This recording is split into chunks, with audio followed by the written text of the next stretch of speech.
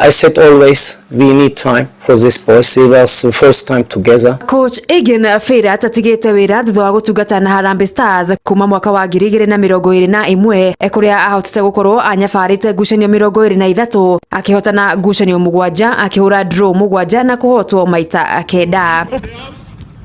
Firat uria ni wa kuma bũrũri-inĩ wa Turkey hĩndĩ-inĩ rĩu ni ahotire kuona mweke wa Stars guthaka ngucanio cia kĩurata na timu nene thĩinĩ wa thĩ ta Russia akuona moimire draw ya bao 2-2 no ĩndĩ gĩthĩna kĩnene gĩkiumana na kũremererwo kũgata mweke wa AFCON ya mwaka ũkĩte bũrũri-inĩ wa Morocco.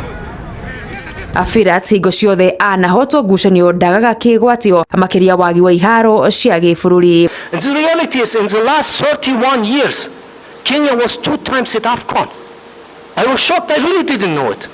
And when I go deeper, then I saw that never ever Kenya came out of the group stage. People are telling me their own coaches are not happy, the clubs are not happy, and they say, oh, we need this break so that we get ready. They're not ready enough for Kenyan league, but they should play in international. That it doesn't work only to throw dirt on somebody and hope something will maybe happen or whatever. It doesn't work. Riu agitiga wĩra mbĩtĩka cia CHAN itigarĩtie ihinda rungu rwa mĩeri 2 tu na kũrĩa Kenya ndĩngĩrĩ thĩinĩ wa ngucanio icio atiga no harĩa nĩo aharĩrĩria.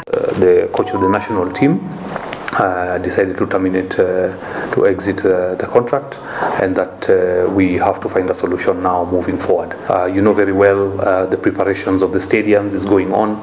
We want to put up a good show at CHAN, at AFCON, and that involves preparing the team adequately. Muthaki wa tene wa Harambee Stars Francis Kimanzi riu akiandikithio ni aingĩ gukorwo akĩyũkia kanya kau. We need a little bit of time to put our house in order, to put the house in order, but it will be done. We are up to the task. So give us your support. If you have any queries, we will be transparent with you. Like I said again, we will be accountable. Andũ-inĩ ha metha ya mathako ya Inoro TV, njĩtagwo Mugure wa Karuiru.